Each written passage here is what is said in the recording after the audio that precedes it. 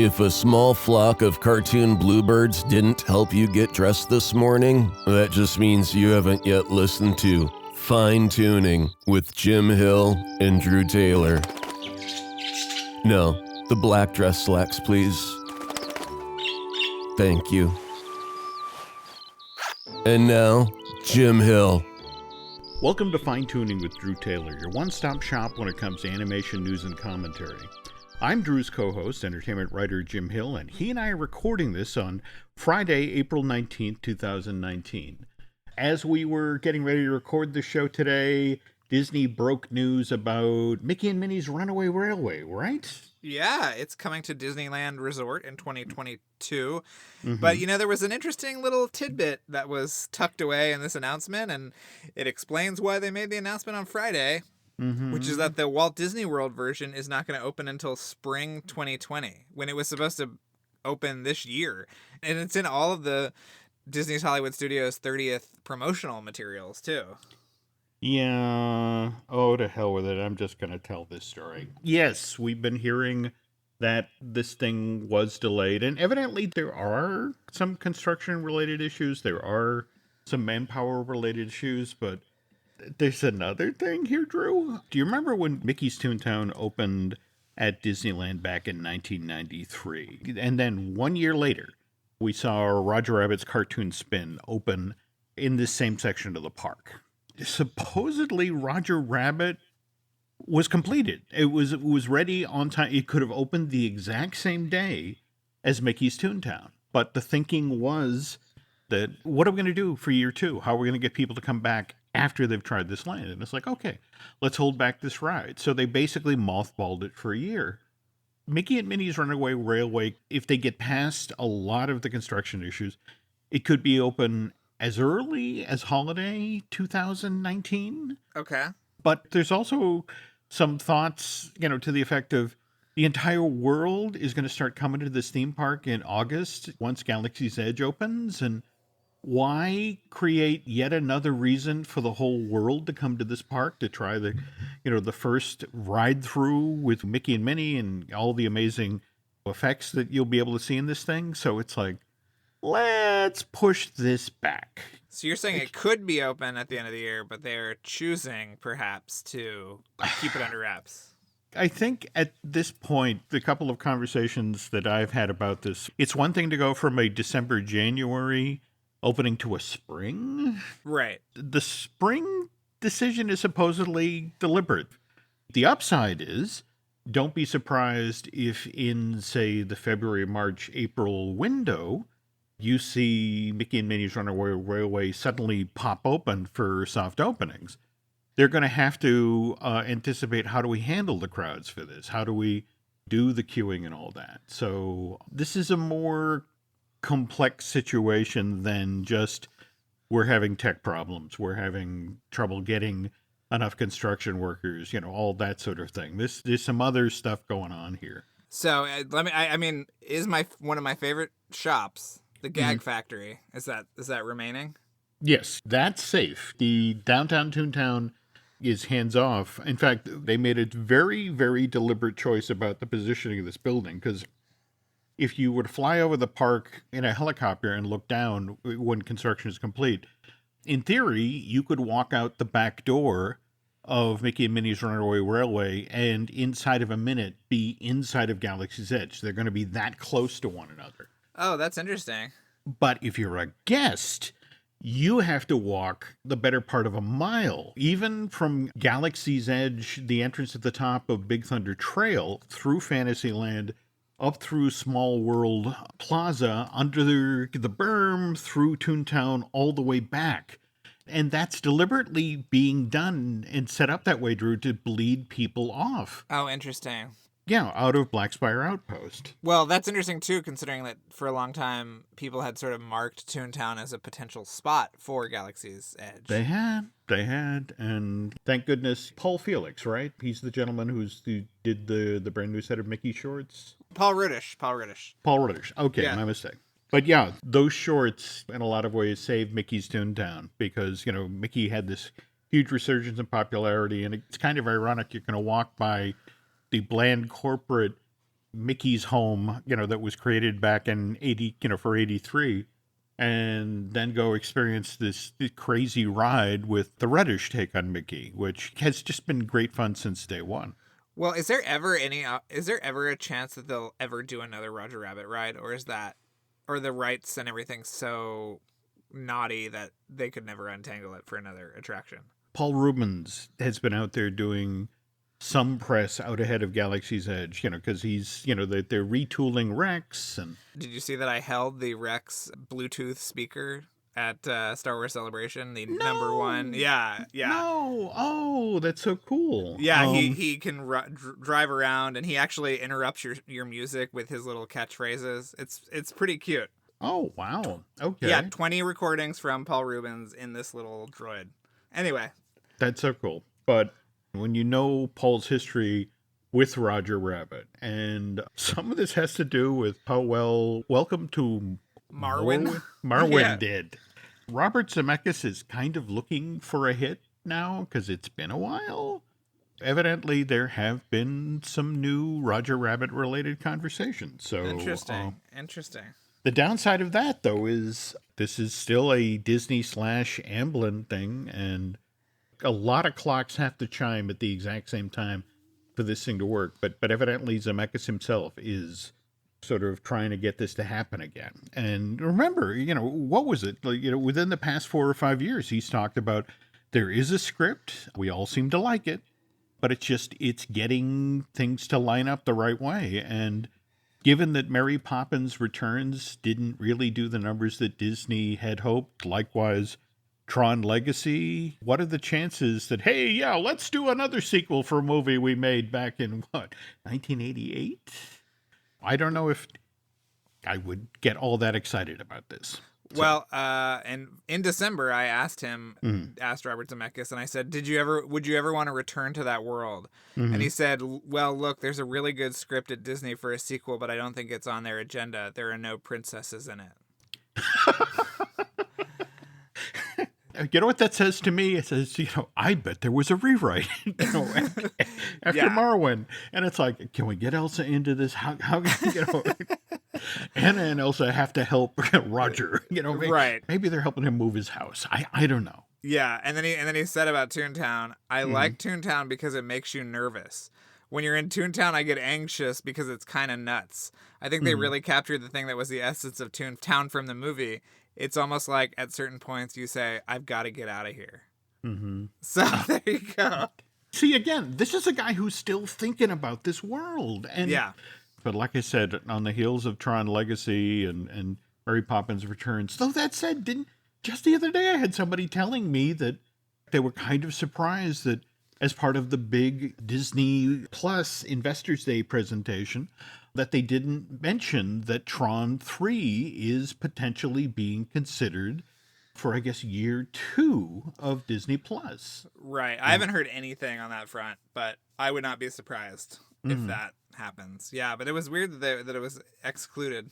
When you talk with folks on the Disney Plus side, they talk about how the movies are going to be made for Disney Plus. They're not blockbuster budget movies. They made the comparison to, they wanted them to be sort of those live action comedies. Like, for example, the Santa Claus. It's really not a coincidence that, one of the projects that's coming out through Disney Plus is, what is it, Noelle? Noelle, yeah. Yeah, about Santa's daughter. And I guess that's the reason why they're talking about doing Tron 3 through Disney Plus, because it turns out this is the affordable one. Yeah. Because the gimmick is that the things from the virtual world come into our world. Yes. So, correct. You're not spending all this money on CG. People are riding light cycles and that sort of thing out in the real world. And didn't they get within inches of doing this in Vancouver? I mean, it was ready to go. And I don't know what exactly turned them off from it, but yeah, it was a go movie. And from what I was told, it was almost like their bid to create a kind of Marvel type world within the Tron world. So I'm sure they'll circle back if they have a script that everybody signed off on already, and I could definitely see it happening. Speaking of the Disney Plus presentation, Did you see the Simpsons clip they used? That was so good. It was so funny because I was walking around Celebration as the investors meeting was going on, so I had to kind of like peel off from the floor and watch some of this stuff. But yeah, it was really great, really cute. I love the whole Homer. I welcome our new corporate overlords. You know, that lovely callback to the Kent Brockman from Deep Space Homer. I, for one, welcome our new insect overlords. Okay, the downside of having corporate overlords is they make decisions for you. And did you see this thing where, what was it, the Mouse Guard 2 weeks out from the start of production got shut down by Disney? Yeah, that's crazy. But did you see that people are looking at it already? Yeah, I heard one of the conversations was with Netflix, but this is a little pricey for Netflix. It had a budget of $170 million. Oof. But Andy Serkis and Artis Elba were already signed up, and this was supposedly based on the Eisner-winning comic, but it was the sort of the log line was Game of Thrones for mice. Right. Supposedly, what Disney told the folks at Fox is like, look, we need you to focus on lower cost family fare. And again, kind of ironic because we were just talking about that with Santa Claus and Noel and how that sort of stuff is going over to Disney Plus. But they were also told that what we need Fox to do is put out movies that are PG and R. So we have a place to put the Deadpool movies. So right. I mean, I don't know anything about this property, but I think it sounded pretty commercial. So I think it's interesting that they cut it so close. But you have to wonder, we're sitting here now, it's 3 weeks since Dumbo was released to theaters. So far, that movie has only sold $94 million worth of tickets in North America, and which isn't great news. In fact, it's kind of ironic that Dumbo's production costs, oddly enough, Drew, were also $170 million.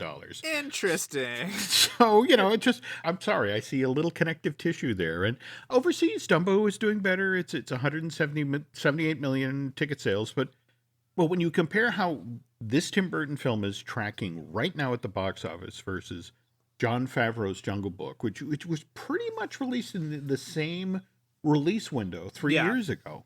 After 3 weeks in North America, that reboot of a hand-drawn Disney film had sold 263 million worth of tickets, and basically 3 times the business that the Burton Dumbo has done. That's not great news. Yeah, I mean, I think there's a few reasons why this has not performed. I mean, if people like you aren't getting a kick out of it, then that's a problem, clearly. And then I think it has even less resonance with millennials and people who are younger. Like, who's throwing on Dumbo, for a casual watch? Not a lot of people. True. But yeah, it hasn't been a good year for animated movies or animated adjacent movies at all, really. Oh, God, yeah. I mean, if you think about Missing Link, I mean, Did you go see it? Yeah, I mean, it's a charmer. It really is. It doesn't, hit me the same way that, say, Kubo or Paranorman did, but it's a beautiful film and got a lot of charm, but just $8 million worth of tickets during its first week? Yeah. That's not good. With Travis Knight headed over the hill to go direct the $6 billion Man for Warner Brothers, I guess they're doing, the Mark Wahlberg's supposed to star in this thing. Right. I'd be a little nervous if I were working at Leica. Yes. It is the lowest opening weekend for any Leica movie. And it's half of what the previous lowest opening was, which was for Kubo. So, yeah, it's not a great number. It's been a rough year so far for animation. If we look at How to Train Your Dragon: The Hidden World, that's topped out at $158 million, which is Dragons 2 did $177 million domestically back in 2014, and the original Dragons did $217 million back in 2010. And Lego Movie 2, the second part, everybody in the industry is like, yeah, we did bad, but look at Wonder Park. Oh my God. It's like... So the Hollywood Reporter just did a story about this, that this really isn't an animation problem. Ticket sales in 2019 are currently at a 6-year low. A lot of people in the industry are now looking toward Avengers Endgame, Toy Story 4, and Frozen 2 to turn things around. Speaking of Frozen 2, did you see that tweet that Kirsten Anderson-Lopez put out 4 days ago? I was alerted. This might come as a surprise to you, Jim. I'm not hounding Kirsten Anderson Lopez's Twitter account quite like you are. I'm sorry. But you alerted this to me, and it is telling. Should I read what it says? Sure. It said, "We made a song where there never was a song today. Idina Menzel is the greatest inspiration and storyteller." All right, I was working the math here. We're 7 months out from Frozen 2's November 22nd release date this year. And what are we even closer to, Jim? D23 Expo. And do you remember when she came out and sang Let It Go months before anyone even knew what Frozen was? Oh, interesting point. I'm wondering if they looked at the movie and said, we don't have a Let It Go to unveil to the world in August. We got to get cracking. Wow. Yeah. That's interesting because there's this wonderful presentation that Kristen and Bobby did just after the Broadway musical version of Frozen opened last year. And that's your favorite musical, right, Jim? Oh yeah, right up there with Cats. It's like, in fact, ideally, that's what I'm waiting for the next movie, Snowcat.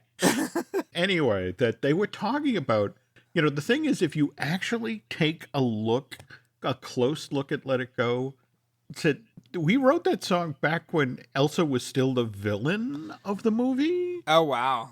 Yeah, and it's like it said, if you dig down into that song, there's still a lot of villainous Elsa in there. But again, that's supposedly the song that turned the whole project around. So I guess for me, the fact that, hey, we created a wonderful big new song for Idina Menzel 7 months away from the film being released, it's sort of like, really? I'm a little concerned. But on the other hand, I trust Kristen, I trust Bobby, so I'm sure things will be fine. A lot of late nights in Burbank over the next few months, I'm sure. I guess so. Well, speaking of changes, if we pivot now to the DreamWorks Illumination side of the fence. Right. Been shifting some release dates around. Croods now, it's now being moved into the release date that Sing 2 had, which it was being released December 23rd, 2020, on the exact same day as Avatar 2. I think from what happened with Harry Potter and the Half-Blood Prince and Winnie the Pooh, we know what to call this, Drew. This is called the death slot.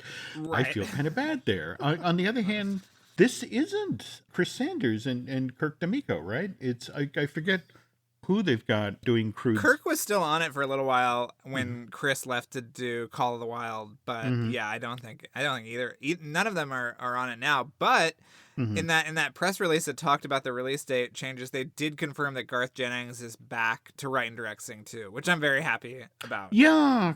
In a weird sort of way, they've got a bunch of the numbers up on YouTube, and on a tough day, I find myself circling around to Don't You Worry About a Thing. Right. It's a wonderful piece of animation and a beautiful version of that song. But Sing is probably my favorite Illumination movie. If I'm is it really? Yeah, I think so. It's got kind of its own idiosyncratic charm that I really like. Did we talk about we did talk about the Secret Life of Pets attraction, right? We did. Universal.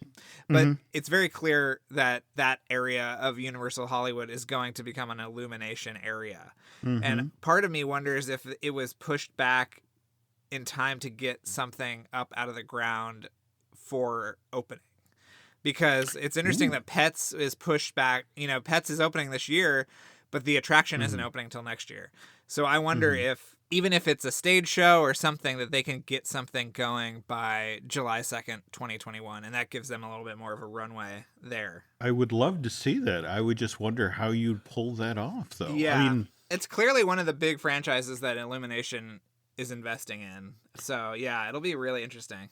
Well, now, speaking of big animation franchises for Universal, Trolls has mutated into that as well. I mean, we've got Trolls World Tour coming out April of next year, but I know you talked about going to the Mickey the True Original pop-up in November, but I totally missed that in the same window of time on 57th Street, just off of Times Square, they opened the Trolls experience. Yeah, I had no idea about this until You had just told me about it, yeah. You get to go into this building where at one point they offer you a troll makeover where you can get the hair, and given that, my forehead goes back about 5 feet now, this sounds very appealing to me. Just, go in and see what I remember what it was like to have hair. God knows I'd love to see that, but yeah.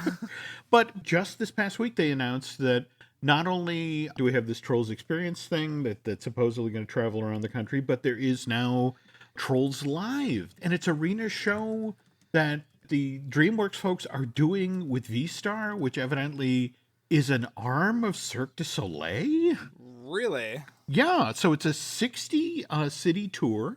Starts in November this year. In fact, the interesting thing is that when this show goes live on April 22nd, I want to say the very next day, members of the Troll Fan Club can buy tickets in advance. And on the other hand, members of the general public have to wait till May 3rd to get their seat down front to look at Poppy. And who is a member of the Trolls Fan Club? There's a whole lot going on in the world, Drew, that I am not aware of. Oh, my Lord. On the other hand, I cannot tell you the number of listeners to Fine Tuning who have sent me the video clip from Universal Studios, Florida, where Troll, Poppy, and the Glitter Troll come out, the walk-around character versions come out. And at one point, the cast member or the team member at Universal who's wearing the Glitter Troll costume turns around to the people who are waiting to do the photo meet and greet autograph opportunity.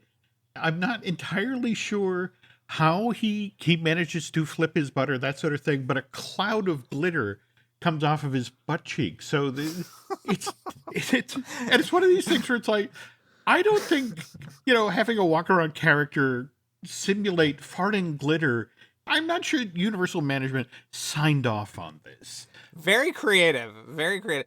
If that glitter got on me, though, I would be so enraged. We're gonna transition from Trolls to Whom the Bell Tolls. When we get back from our commercial break, we're gonna talk about Disney's Hunchback of Notre Dame. This episode is brought to you by Paramount Plus. Paramount Plus has movies. So many movies. The movies you've seen 1,000 times and could watch 1,000 more. Iconic movies your friends can't believe you haven't seen. New movies, classic movies, new takes on classic movies. So whether you're into Top Gun or The Naked Gun, Mean Girls or Mission Impossible, Smurfs or Sonic the Hedgehog, there's a mountain of movies to discover on Paramount Plus. Start streaming today. This episode is brought to you by LinkedIn. Psst, healthcare pros, word's out, and it's too good to keep quiet. Look, LinkedIn is revolutionizing job hunting, making it possible to search by specialty, shift preference, and salary. Endless scrolling is out. Whether it's a mental health therapist or dental hygienist, finding the perfect role is faster and easier than ever. Head to linkedin.com/healthcare and start your search today.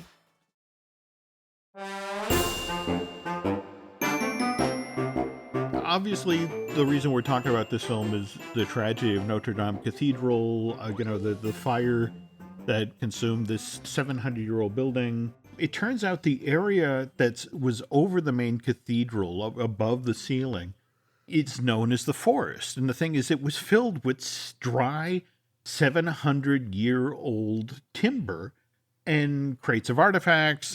But the interesting thing, if you know Disney's Hunchback of Notre Dame, this is where Quasi lived. Do you like this movie, Jim?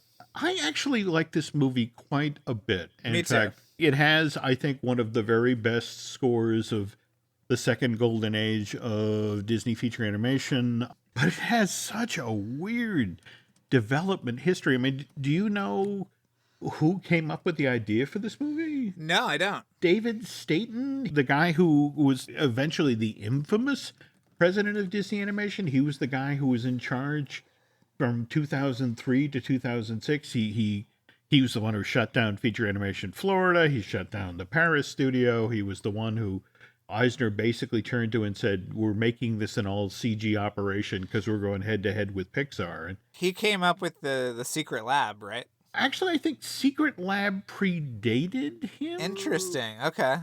But David basically lost his job because in, what was it, January 2006, Disney bought Pixar, and John Lasseter came through the door and started calling the shots. But David wasn't a guy who was known for his creativity. Let's just say that.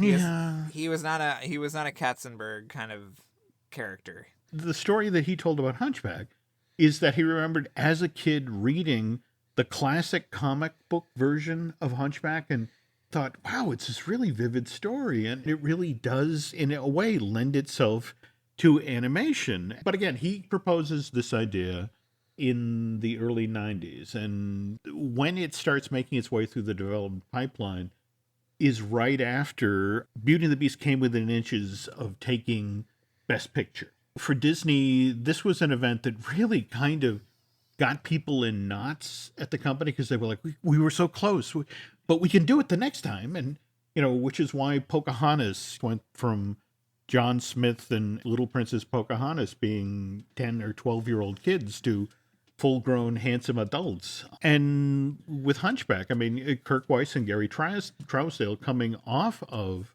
Beauty and the Beast. And so it's all right, we need to make an important movie. What's important? And it's like, well, what about this Victor Hugo novel? And so, 1993, the development team flies over to Paris and they actually spend 3 days exploring the Cathedral of Notre Dame, visiting, wandering the hidden stairways and, going behind the scenes and all that and getting a real sense of the world. So they work on some concept art and they made the trip over to Paris in October. In November, they're sitting down of 93, they're sitting down with Michael Eisner. And it's Dave Goes is standing at the front of the room, making the pitch to all the Disney executives. And 14th century Europe, a dark and dreary time, a time of hopelessness, a time of... And before Dave can continue, Michael Eisner from the back of the room is like, Euro Disney! Which was much funnier then, because this was when Euro Disney was circling the bowl. They were having to make all these deals with bankers to try to keep the place afloat. So it was kind of like, oh, okay, you have a sense of humor about this. Good, Michael. But Michael, for some reason, fell in love with this material. In fact, I think you and I are both fascinated, Drew, by the idea that this is supposedly Michael Eisner's favorite Disney animated film. Yes. Yeah, it's crazy. I mean, he was the one that kind of pushed along the German stage production, right? Mm-hmm. Oh, yeah. That one popped up in 1999. Completely German. You can chase down the soundtrack today. It's very different from the version of Hunchback that's now being done on stage. That debuted at the La Jolla Playhouse back in 2014 and is now done more as a choral piece. And I mean, with a full chorus of 40 people on stage, and the performers step in and out of the chorus to become Quasimodo and Esmeralda and Phoebus and Frollo and all that. But the characters you won't see step out from the new stage show, though, are the gargoyles, which were in the German version of the show, but they were wildly controversial from day one. Really? Well, initially the idea was it wasn't 3 gargoyles, it was just 2. Quasi was up in the bell tower, and he had his 2 friends, Bella and Boris, as in Boris Karloff and Bela Lugosi. Right. And so Bella was going to be sort of the crude, you must go down, you must, where Boris was going to be the more thoughtful one. Oh, Quasi, not to think about this. But over time, it was sort of like, it's a little on the nose. And so they then started going, well, what if he had a trio of gargoyles he was dealing with? And at that point, they were Lon, Charles, and Quinn. And the names came from the 3 actors who had played Quasimodo in live-action films. They had, that was Lon Chaney, Charles Laughton, and Anthony Quinn. And you reminded me, as they were, working on the film for a long time, the voice of the character that was initially called Quinn, the female, was voiced by Cyndi Lauper. Yes. They thought, having a cute little female voice and kind of quirky, because Cyndi coming off of Girls Just Want to Have Fun. And, so they were kind of looking for that off-the-wall kind of persona for Quinn. And it never quite worked the way they wanted. And I'm told that when Kirk and Gary went to Cindy and told her that, they were going to have to recast it. It just would work. She was heartbroken. Right. She'd always wanted to be part of a Disney animated feature. But remember, the upside of this is that Cyndi Lauper has since reinvented herself as a Broadway composer. In fact, didn't she take home the Tony for the song she wrote for Kinky Boots? For Kinky Boots. What Disney wound up doing was they then decided to flip Quinn to an older woman, and that's when they reached out to character actress Mary Wicks, very first actress to play Mary Poppins. Really? Yep. I want to say it was for CBS in an hour-long television adaptation of the Peel Travers story. But yep, first Mary Poppins. But then by then, the whole thinking at Disney was like this Lon, Quinn, Charles thing. That's great for film buffs, but it's going to mean nothing for people actually watching the movie, for the regular movie-going public. That's when the male Gargoyles became Victor and Hugo, paying tribute to the author of the book. And Laverne actually came from the Andrews sisters, because the Andrews sisters were Patty, Maxine, and Laverne. And, well, if there's going to be 3 of them, the third one's going to be Laverne. Now, the big question, Drew, what are your thoughts on A Guy Like You? I like it. I think it's great. Do you not like it? No. Okay. In fact, I love this number from the film. Is there a controversy around it? Actually, a lot of controversy. Really? Okay. And in fact, doubling back to us being concerned about Kristen and Bobby writing a new song for Frozen 2 7 months out, they were doing test screenings of Hunchback, and they would get to that sequence where Quasi's up in the tower and he's about to have his heart broken by Esmeralda and Phoebus, and it was so dark, it was so sad. They were like, we need to do something here to lighten the mood. And this was the last number written for the movie, and it was like, go crazy. And they did. In that sequence, you can see it was an image that went through the entire production process, but they could never figure out how to put it in the movie. It was going to be Hunchback of Notre Dame's little Simba putting his paw in Mufasa's footprint. The image that sort of summed up the whole movie. What was it? You know how when there's a moment when he's looking around and you see Quasi's looking around at the bells in the belfry and you see his image distorted? Yes. There was originally a scene in the Court of Miracles where in order when Phoebus and Quasi broke in, the way they were going to guarantee that Phoebus and Quasi were not going to reveal to Frollo where the location of the Court of Miracles was, where all the thieves of Paris gather, they were forcing Phoebus to marry Esmeralda. You can actually see a callback to this very, very late in the movie. Literally, in like the last 5 minutes of the film, there's a moment where you see Phoebus is happy that Esmeralda is alive, and so is Esmeralda, and so they embrace, and then they stand back, and Quasi steps up and puts his hands over their hands. Yes, I remember that moment. Sure. Okay, that was supposed to be, Quasi was supposed to be Phoebus's best man at the wedding in the Court of Thieves. When it came time to seal the marriage, Quasi was supposed to put both of his hands on top of Esmeralda and Phoebus's hands, but before that he was supposed to give a toast. And so he picks up a chalice. His heart is broken because, of course, he loves Esmeralda. He wants to marry this beautiful gypsy, but, Phoebus is being forced to do this. And he picks up a chalice and he looks in the chalice, and because of the curve of the chalice, his face is distorted. And you see there he is, there's a reflection back as a normal human being. Oh, interesting. He's not deformed. He's handsome. And it's like, how cruel to be forced to give away his love and to see, what might have been. And again, this was one of these things where through all of the versions of the movie, everyone agreed, oh my God, that's ridiculously moving, and we have to find a place to put that in.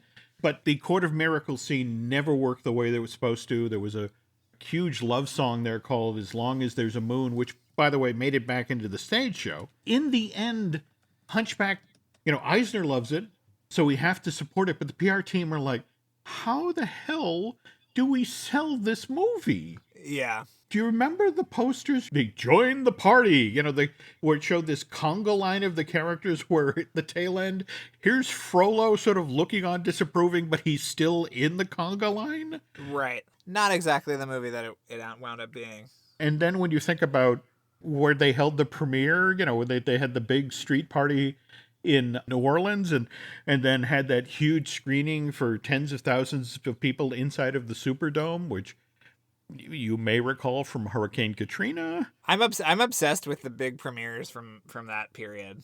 The Pocahontas in Central Park, the Hercules in New York, all those are so fascinating to me.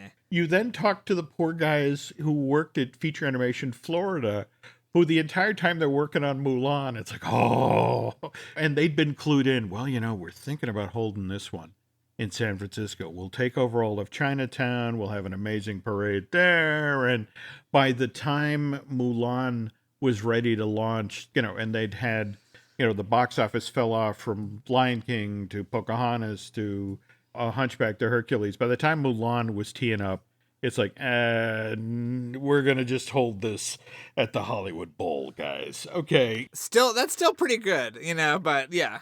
I think overall, Drew, this movie, I think has aged well. The one thing I think that stands out in a bad way is the CG crowd stuff. Yeah, I agree. And I know going into Hercules, they did some more CG and the next generation of the crowd stuff, and it's not quite as bad, but you watch it today and your eye does get pulled.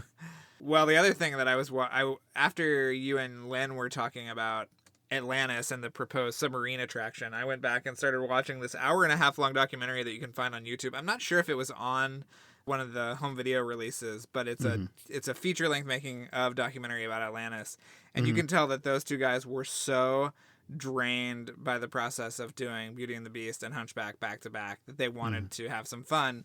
Little did they know that Atlantis would be just as much of a pain in the ass, if not more so, than anything that came before it. But we can save that for another episode. No, I mean, Atlantis in a lot of ways is a heartbreaker because it's like, I mean, there's a great making of book of that where it's filled with Mike Mignola's concept art for it. Oh yeah, did I ever tell you when I called him up and talked to him about it? No, really. Yeah. I called him. It was when I was working at Disney, and I did a whole article about it. And he told me, which I couldn't include in the article. He said there was a guy at Disney whose only job was to come up with elaborate deaths for characters. that was the kind of movie that this was at one point. It just breaks my heart because that movie had that kind of grit taken away from it and is now kind of an innocuous movie. But I mean, I still like Atlantis. I just wonder what could have been had they actually done the real Harryhausen-y version that they wanted to do. Oh God, yeah. And that one monster you get in the montage when they're underground and making their way to Atlantis, there were 4 of those? One for all of the 4 points of the compass, and right. No, just a heartbreaker. But circling back to Hunchback, again, Disney thought they had a huge hit. You were talking about how you loved the Hunchback store in Fantasyland, right? Yeah. I mean, it's fascinating to me to think that there was an entire permanent store for at least 6 months that was just Hunchback stuff. Yep. I mean, that's crazy. All right. Well, anyway, Mission Impossible, that's cheery, right? That's cheery. We've got some great guests coming up that I can't talk about yet, but we were just at the home of a certain Oscar winner yesterday. I'll tell you off the air, Jim. And so we have a lot of great episodes coming up. And yeah, I think you'll really like it. So light the fuse. I was also on that panel at Celebration that you could not attend, which is now up on Coffee with Kenobi, so you can listen to me crack wise. By the way, I have heard from so many people that you stole that panel. I doubt that you heard that from any person, but I appreciate you. I've heard from multiple people that in classic Drew Taylor fashion, you drove it straight into the rocks. So yes. Really looking forward to hearing this. Speaking of Mission Impossible, though, did you see that? Is it at the New York? Is it the Met or? It's at the Museum of Moving Image. Yeah, they're showing all 6 including the first 5 on 35 millimeter for like $35 or something. It's part of an action movie retrospective, and if we could fly across country and do it, we would. We actually just saw a 35 millimeter print of Fallout in Los Angeles, one of 2 prints they ever struck of Fallout in 35 millimeter a couple of weeks ago. So if that is any indication, I mean, to see the original movie again on the big screen, it would just be amazing. So yeah, check that out. All right, on our side of the fence, folks, let's see, we got Disney Dish with Len Testo. We got the podcast I Want That with Michelle Valladolid. We've got Universal Joint with Dustin Fuse. And, of course, the Marvelous Disney podcast. And let's not forget about Looking at Lucasfilm. We're, again, just recorded that last night with Dan Zahir, and he was singing your praises, Drew. Loved hanging out with you in Chicago. Oh, so great. Head on over to iTunes and rate and recommend those shows and subscribe to Bandcamp. That's it for now, and we'll be back soon, folks. Till then, take care. Be sure to tune in again for another fine episode of Fine Tuning with Jim Hill and Drew Taylor.